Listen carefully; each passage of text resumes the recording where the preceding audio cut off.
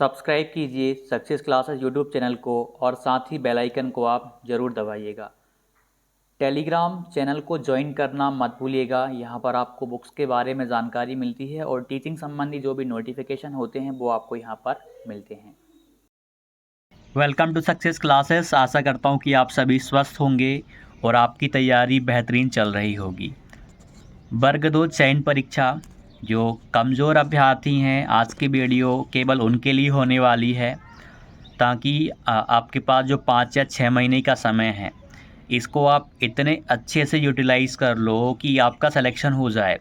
बाद में कहीं ऐसा पछतावा ना हो कि हमने जो तैयारी करी है वो गलत स्ट्रेटजी के साथ करी है, गलत चीज़ों को फॉलो कर लिया, हम यहाँ वहाँ भटकते रहे। ऐसा बाद में आपको पछतावा ना हो, आप सही डायरेक्शन में तैयारी करो। मैं उन अभ्यर्थियों की बात करूंगा जैसे कि 2018 में जिनके हम देखिए, एक चीज़ तो 100% कन्फर्म है, ये आप भी मानते हैं। 2018 का पेपर 2023 के पेपर से काफ़ी आसान तथा पात्रता परीक्षा 18 वाली सच में आसान थी। 23 की तुलना में आसान होने का कारण वहाँ पे भाषाओं का पूछा जाना था, लैंग्वेजेस पूछी जा रही थी। वो लैंग्वेजेस कहीं ना कहीं आपको नंबर दे के जाती हैं, अनसीन पैसेज वगैरह आते हैं तो नंबर आपको पक्का वहाँ पे मिलते हैं। वहाँ पर यदि 18 वाले में आपके 110 से कम मार्क्स हैं तो आप अपने आप को एवरेज मान के चलना, आप अपने आप को बहुत मजबूत नहीं मान सकते।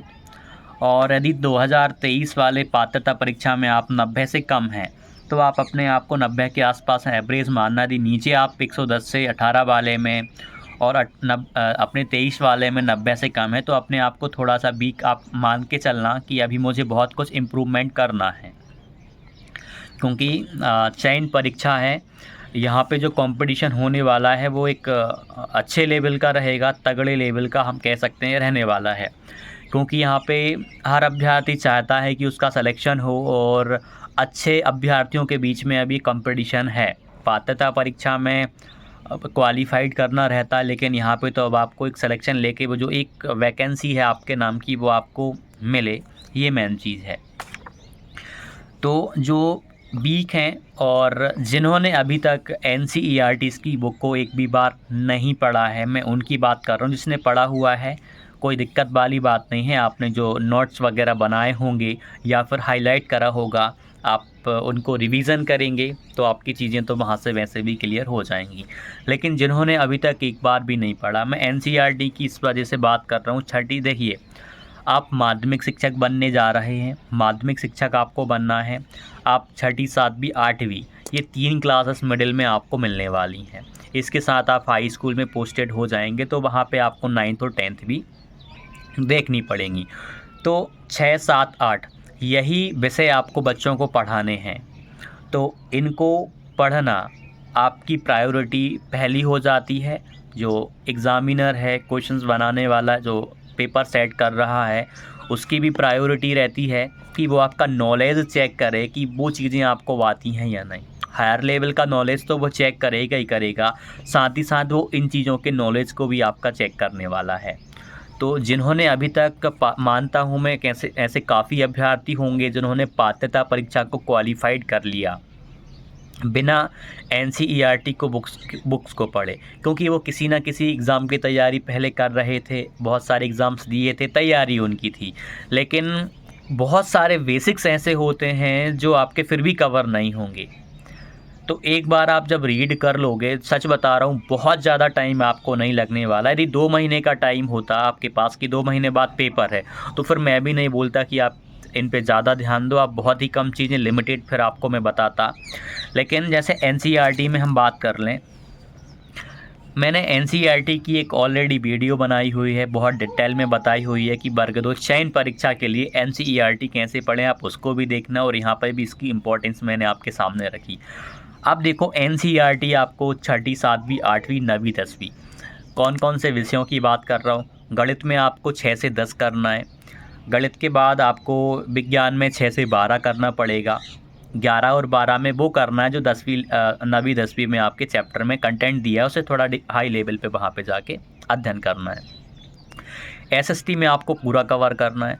उसके बाद जो आपकी लैंग्वेजेस हैं उनमें आप NCERT को ना करोगे तब भी चलेगा, लेकिन यदि साहित्य सिलेबस में मेंशन करते हैं वो लोग कि चैप्टर से भी आपके यदि क्वेश्चंस बनते हैं, ऐसा कुछ आता है सिलेबस में, जैसे कि KVS वगैरह में हुआ था इस बार, तो आप लोगों को फिर करना पड़ेगा उन चैप्टर्स की, फिर आपको रीडिंग लगानी पड़ेगी। फ़िलहाल आपको NCERT लैंग्वेज वालों को पढ़ने की बिल्कुल ज़रूरत अभी नहीं है। जैसे ही सिलेबस में वो मेंशन कर देंगे हम चैप्टर के बीच से भी क्वेश्चंस पूछेंगे या पूछ सकते हैं, उस कंडीशन में आपको NCERT पढ़नी। फ़िलहाल ये जो 3 विषय वाले हैं, गणित वाले, विज्ञान वाले, सामाजिक विज्ञान वाले, इनके लिए ज़्यादा इम्पोर्टेंट है। ठीक है, ये समझ गए होंगे किसको करना है, किसको नहीं करना, कहाँ तक करना है। अब कितने टाइम में आपकी ये किताबें कंप्लीट हो जाएंगी, ध्यान दीजिएगा। मैं ज़्यादा से ज़्यादा टाइम लेके चलूँ यदि, तो मैंने यहाँ पे मेंशन कर रखा है कि ज़्यादा से ज़्यादा आप NCERT को बहुत आराम से भी कवर करोगे तो 1 महीना पर्याप्त है। आप किसी सर्विस में हो, कहीं पढ़ा रहे हो, फिर भी आप 1 महीने में आसानी से NCERT को कर पाओगे। उदाहरण के तौर पे मैं मान लेता हूँ, गणित की बात करूँ, 6ठी और 7वीं का जो गणित है उसमें आप बहुत सारी चीज़ें ऐसी हैं जो आपको आती हैं, आप उनको बस उनकी जो थ्योरी वगैरह उसको रीड करते करते आगे बढ़ जाओ। भाई आपने क्वाड्रिलेटरल के बारे में पढ़ा, त्रिभुज के बारे में छोटी बेसिक चीज़ें पढ़ी, नंबर के बारे में, प्राइम नंबर के बारे में, उनको पढ़ो, आगे बढ़ जाओ। उनके क्वेश्चंस को करने की कोशिश अभी मत करो आप, क्योंकि अभी आप प्रैक्टिस नहीं कर रहे, अभी आप थोड़े से कंसेप्ट देख रहे हो बन रहे हैं या नहीं बन रहे। जो नहीं बन रहा हाईलाइट करके रख लो, काम आएगा वो वाला पॉइंट, क्यों नहीं बना मुझसे आखिरकार ये। ठीक, उसके बाद 8वीं 9वीं 10वीं की NCERT को आप कर सकते हो। 9वीं 10वीं की जो RD शर्मा की बुक आती है 9वीं 10वीं वाले बच्चों के लिए, उसमें मल्टीपल चॉइस क्वेश्चंस दिए रहते हैं, उनकी प्रैक्टिस आप कर सकते हो। देखो एक बात आपको मैं सच्चाई बता दूं कि यदि कोई आपको ये बता दे कि आपके 15 से 20 नंबर के जो क्वेश्चंस बनने वाले हैं सेम टू सेम इस किताब से उठाए जाएंगे, 100% इस किताब से उठाए ही जाएंगे, और आपको भी पता है कि उठाए जाएंगे। उस कंडीशन में आप उस किताब को पढ़ोगे या नहीं पढ़ोगे, ये आप अपने अंदर झांक के देख लो, आपको पता चल जाएगा आंसर कि आप पढ़ने वाले हो या नहीं पढ़ने वाले। 1 नंबर भी बहुत कीमती है, जहाँ 15-20 नंबर की बात आ जाए। हालांकि मैक्सिमम क्वेश्चंस आपको वहीं से देखने को मिलेंगे, घुमा फिरा कर पूछेंगे, लेकिन बहुत सारे क्वेश्चंस ऐसे रहेंगे जो सेम टू सेम लाइन को उठाकर पूछे गए होंगे। विज्ञान में 6ठी 7वीं 8वीं 9वीं 10वीं इनको तो आपको करना ही है, 11वीं 12वीं भी आपको करना है। 11वीं 12वीं में वो कंटेंट करना है जो 10th लेवल तक का आपका NCERT की किताबों में दिया गया है, उसी को वहाँ पे थोड़ा हायर लेवल पे जाके आपको देखना पड़ेगा। सामाजिक विज्ञान में तो आपको पूरा का पूरा 6ठी से 12 तक 6 to 12 करना पड़ेगा।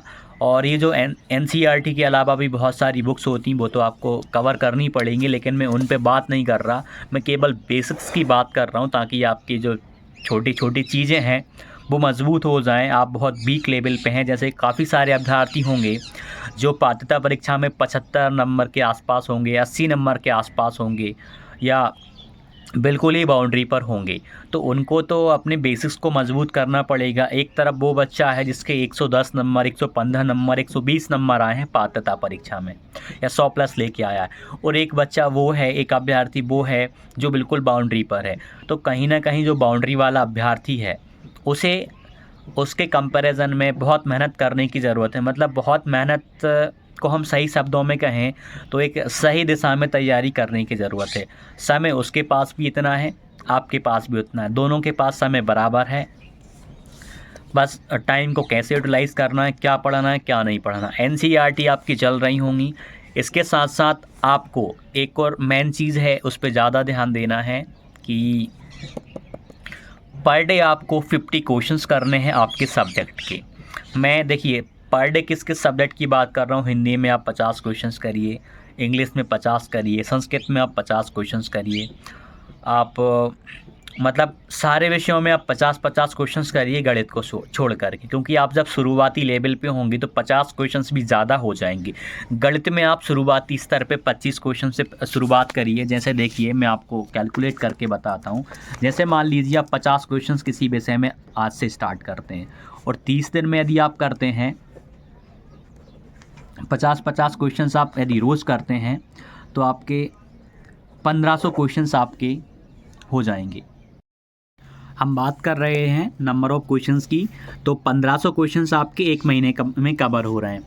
आप जिस भी विषय से हैं, आप मान लीजिए गणित में यदि इतना नहीं कर पा रहे हैं, आप 25 भी कर पा रहे हैं और 30 दिन तक आप यदि करते हैं तो आपके 750 क्वेश्चंस हो गए। 750 क्वेश्चंस भी आप यदि बेसिक लेवल पे शुरुआत कर रहे हैं तो आपके लिए ये भी बहुत ही मजबूत, मतलब आपको बहुत मजबूत बना देगा। और यदि आप 50 क्वेश्चंस लेके चल रहे हैं अन्य विषय के, तो 50 इंटू आपने 30 करके देखा तो आपके 1500 क्वेश्चंस तो 1 महीने में ये हो गए। 5 महीने तक यदि आप 1500 क्वेश्चंस को मल्टीप्लाई कर दोगे भाई, आपके तो 7500 क्वेश्चंस हो जाएंगे। 5 महीने का टाइम आपके पास पूरा है तो आपके पास 7500 क्वेश्चंस, मैं अप्रोक्स लेके चलूँ 8000 क्वेश्चंस। यदि आप किसी विषय में 8000 क्वेश्चंस की प्रैक्टिस कर लेते हो तो इतने में तो आपका काम बन ही जाएगा। और इतने क्वेश्चंस करने की ही ज़रूरत है। और जब एग्ज़ाम पास आएंगे, जब आप टेस्ट वगैरह लगा रहे होंगे, मॉक टेस्ट आप लगा रहे होंगे, बड़े बड़े मॉक लगा रहे होंगे, 2-3000 क्वेश्चंस तो आप वहाँ कर दोगे।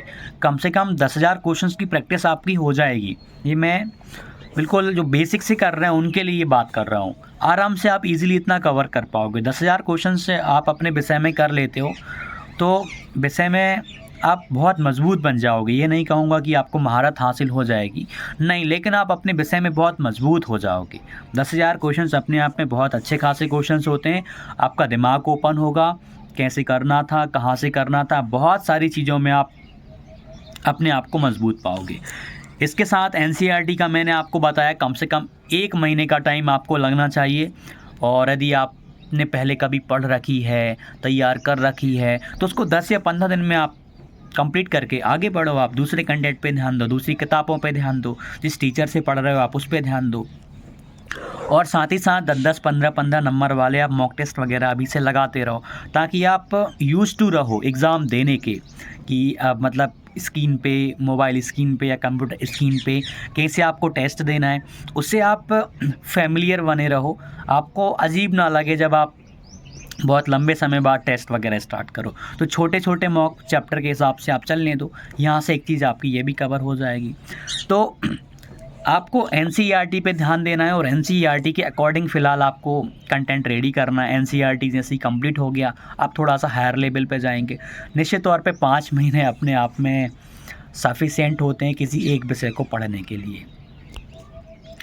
ठीक है, आशा करता हूँ कि आपको बहुत सारी चीज़ें समझ आई होंगी। मैंने जिन बातों को समझाया है आपने समझा होगा। और व्हाट्सएप चैनल पे आप जुड़ गए होंगे। टेलीग्राम से तो काफ़ी सारे अभ्यर्थी जुड़ गए हैं, लगभग 13,800 से भी ज़्यादा अभ्यर्थी जुड़ गए हैं, शिक्षा टीचिंग से की तैयारी करने वाले अभ्यर्थी। आप भी उस पर जुड़िएगा। उस पर जो भी अपडेट रहती हैं वो आपको टाइम टू टाइम मिल रही हैं, और जो भी स्ट्रेटजी के संबंध में जानकारियाँ वो आपको यूट्यूब पे मैं लगातार दे ही रहा हूँ। इसमें एक चीज़ और ध्यान रखना, आप अपने आप पर भी विश्वास करना कि आपको किस तरीके से तैयारी करना है, आपका स्तर क्या है। आपका स्तर कोई दूसरा अभ्यर्थी नहीं जान रहा, मैं आपके स्तर को नहीं जान पा रहा, इसीलिए मैं बेसिक पे भी बात करता हूँ, मैं एडवांस पे भी बात करता हूँ, मैं मीडियम पे भी बात करता हूँ। जहाँ पर भी आपका मीडियम है, जिस भी लेवल पे आप अभी हैं, आप उसको समझ पाएँ और आप आगे तैयारी कर पाएँ। तो बिंदास अपनी तैयारी चलने दो, सिलेक्शन होगा, आप ऐसा विश्वास मान के चलो। डाउट हो तो कमेंट कीजिएगा। मिलते हैं अगले वीडियो में। धन्यवाद।